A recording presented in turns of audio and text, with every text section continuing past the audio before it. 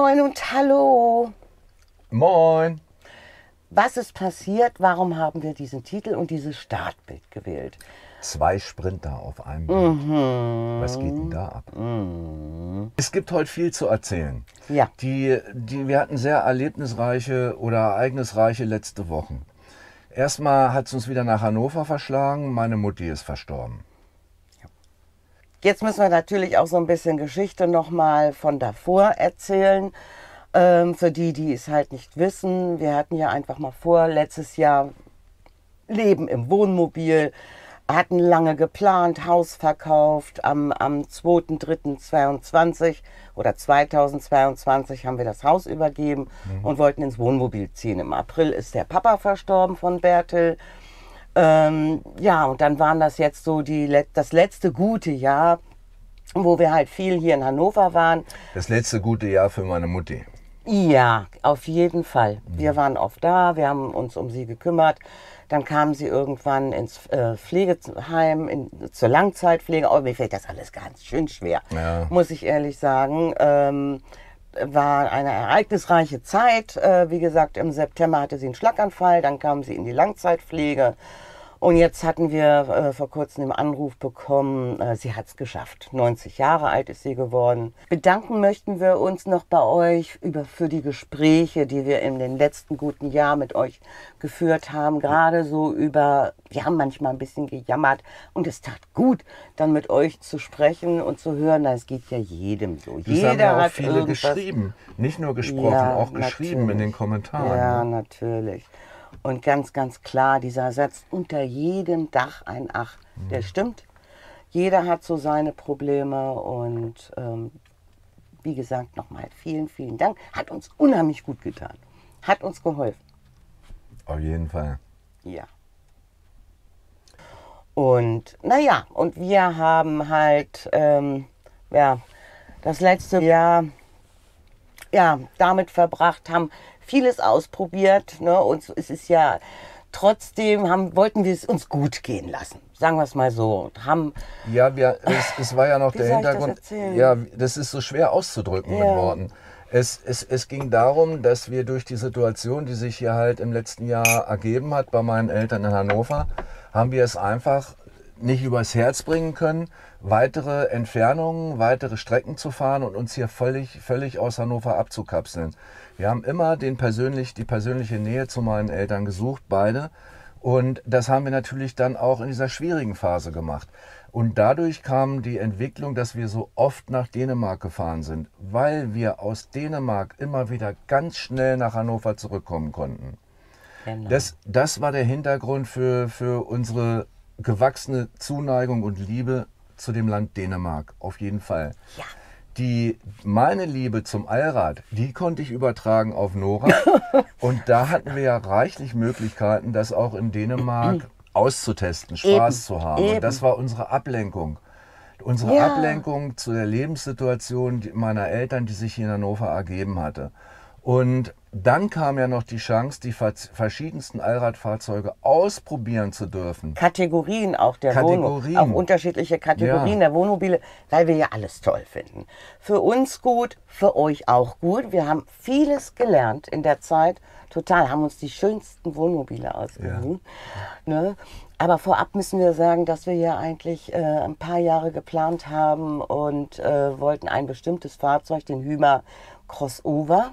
Ach was. Ja, 570er. Ach. Und das hatte nicht geklappt. Dann hat uns Palmowski gerettet und wir bekamen die schöne Ella, eine Ja. Hymer MLT 580, komplett foliert. Wunderschön, wunderschön. Gut.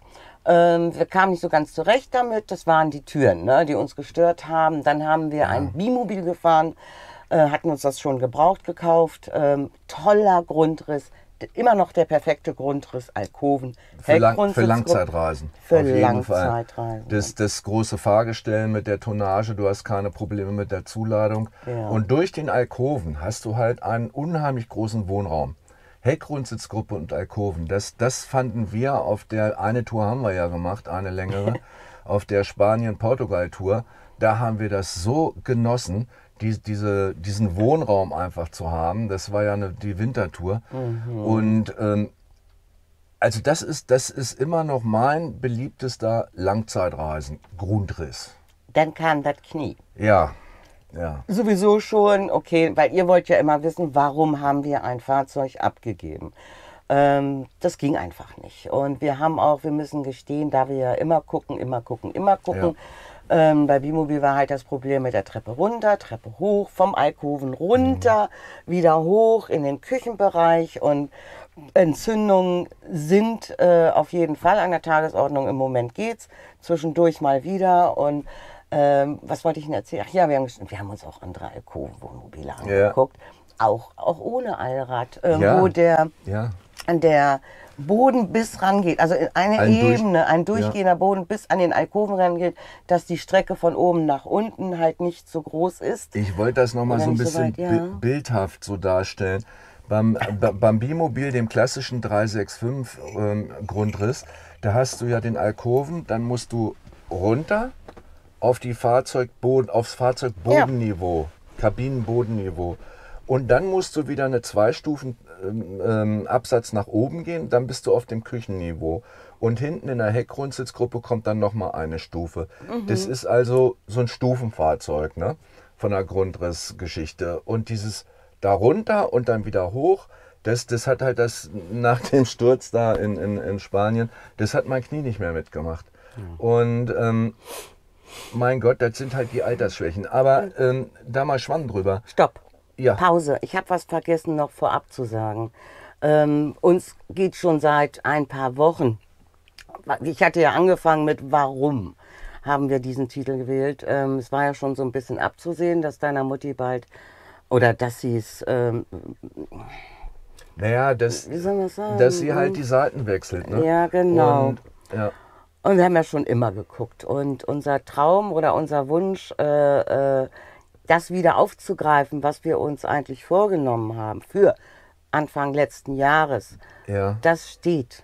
Und das möchten wir machen. Also wir haben einfach die Chance gehabt, die verschiedensten Grundrisse richtig in der Praxis zu erfahren. Ja. Und das von klein bis groß und in den unglaublichsten Preislagen. Das ist schon Hammer. Und jetzt ist eigentlich bei uns so der Hintergedanke, Preislage, wo du das sagst, ne, muss ich leider eingreifen. Es ging ja immer leicht hoch. Na, du fängst an, das ist ein ganz gefährliches Spiel. Na, du hast das, weil das eine ging nicht, dann kam die Rettung, war schon etwas teurer als das, was wir uns vorgenommen haben. Ja. Und es wird immer teurer, immer teurer, immer teurer. Ich habe gesagt, auch wenn es gebrauchte Fahrzeuge sind, wo geht die Reise hin? Wollen wir das überhaupt? Also wir haben eine Erfahrung gemacht, ne, dass das Wohlfühlen im Wohnmobil und der Nutzcharakter eines Wohnmobils für jede Persönlichkeit, der lässt sich einfach nicht am Preis festmachen. Wir haben bei allen Fahrzeugen, egal in welchen Preislagen, haben wir Punkte gehabt, die auch unsere Bedürfnisse einfach nicht gedeckt haben. Dann wollten wir es ja noch mal wissen mit dem CS, warum Kastenwagen, wäre jetzt ja auch eine Frage, wie könnt ihr denn vom Bimobil Alkoven oder von der schönen Ella, von dem Hymer MLT RSX, wie könnt ihr denn dann auf einmal auf einen 6 Meter Kastenwagen gehen? Ganz einfach. Ganz einfach. Das war der Situation, der Lebenssituation hier, der Familienlebenssituation, Mutti und wir beide, war das hier in Hannover geschuldet. Weil wir gesagt haben, so, wir müssen auf der einen Seite in Hannover helfend, unterstützend vor Ort sein und auf der anderen Seite wollen wir unsere Reisepläne nicht aufgeben, unsere Leidenschaft fürs Vanlife Camping, wie ihr es auch immer nennen wollt. Und da haben wir gesagt, schnell, kurz, wendig, in die Dünen kann er auch, Allrad drunter, dann passt das. Und dann tauchte dieses Fahrzeug hier gebraucht auf und da haben wir gesagt, so, machen wir, weil auch nur eine Woche ohne Wohnmobil geht bei uns gar nicht. Ne? Und so ist hier der CS, der Duo Independent zu uns gekommen. Ne? Den haben wir dann in Hamburg aufgestöbert. Ja? Wunderschön. Alle wunderschön. Alle wunderschön. Alle ich könnte behalten wollen sollen sein. Na gut, das ist ja wieder ein anderes Thema. Also Rudi mit Stockbetten. Na klar, toll.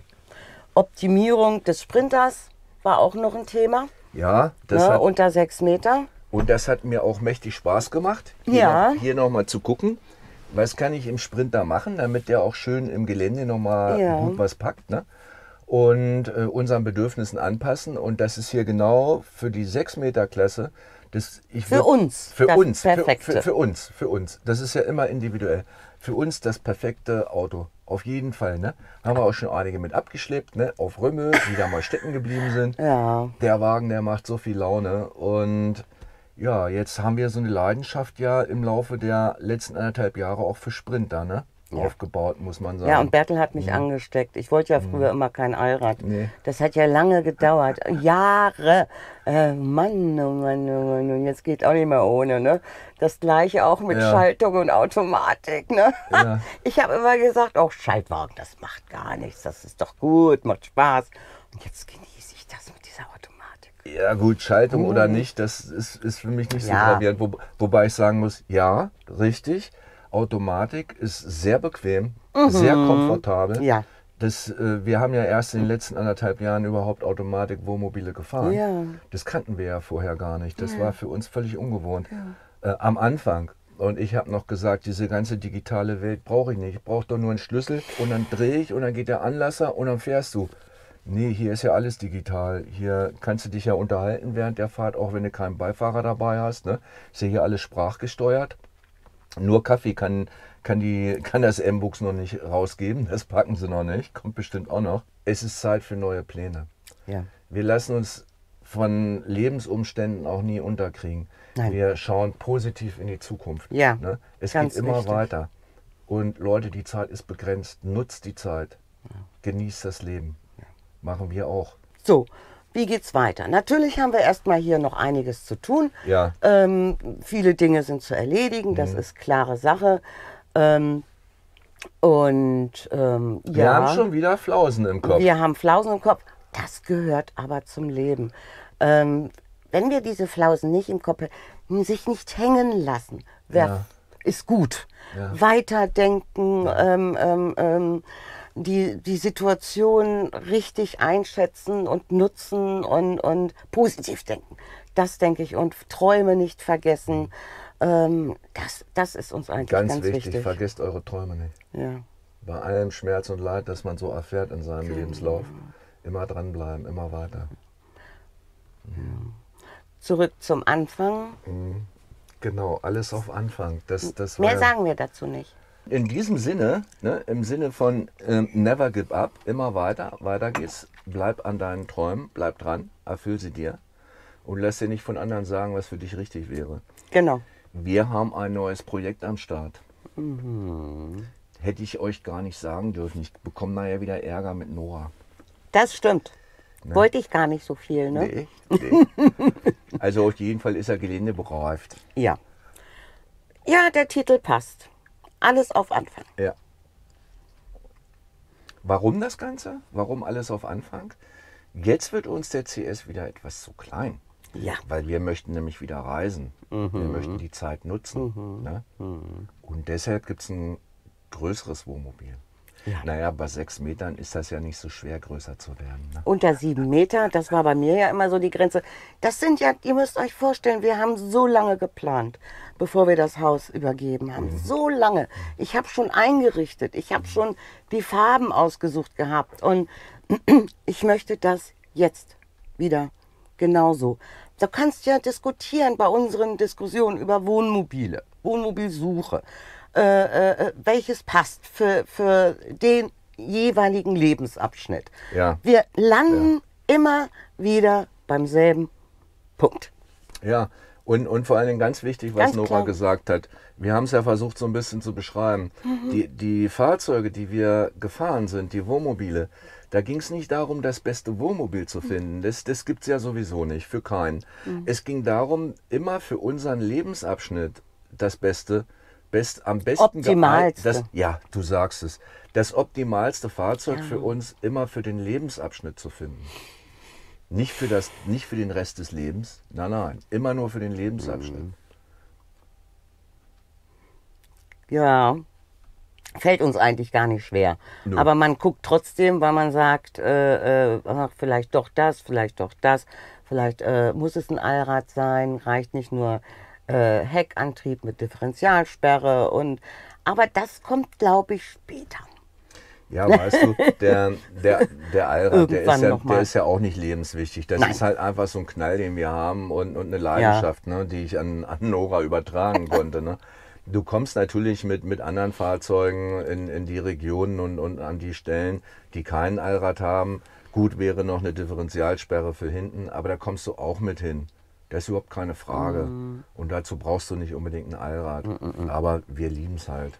Es gibt aber noch einen Punkt beim Allrad, der mir sehr gut gefällt. Du bist ja etwas höher. Ja. Und wenn du dann im Bettchen liegst, ich fühle mich sicherer. Ja, das Das ist stimmt. ein Aspekt, Ja. da habe ich gar nicht dran gedacht. Der ist Ja. mir aufgefallen, eigentlich hier bei Rudi. Erst so richtig. Also das ist nicht so abwegig, Nora, das Sicherheitsgefühl durch höher gelegte Fahrzeuge. Keine Frage. Ja. Na gut, also wie schon erwähnt, jetzt haben wir erstmal ein bisschen was zu tun. Wir werden bestimmt zwischendurch mal nach Dänemark fahren oder auch woanders hin. Oh Mensch, wir waren in Bayern. Ja, kurz. Okay, danke für eure tollen Stellplatztipps. Alles notiert. Machen wir irgendwann auf jeden Fall. Klar. Das schauen wir jetzt erstmal. Und wann, wie, wo, was. Alles ganz hüge. Alles ganz hüge, wie der Däne so schön sagt. Ja, genau. Und denkt dran, bleibt euch treu, verliert eure Träume nicht und macht euer Ding. Wir sehen uns. Lasst es euch gut gehen. Habt eine wunderbare Zeit. Bis die Tage. Tschüss. Tschüss. Da fällt mir noch ein Spruch ein Ja. von deiner Mutti. Ja, der war hier ganz wichtig. Geht nicht, gibt's nicht. Ja, wir werden immer Kinder bleiben und die Eltern immer mitreisen. So ist es. Genau. Die besten Tage für euch. Ja. Ciao. Tschüss.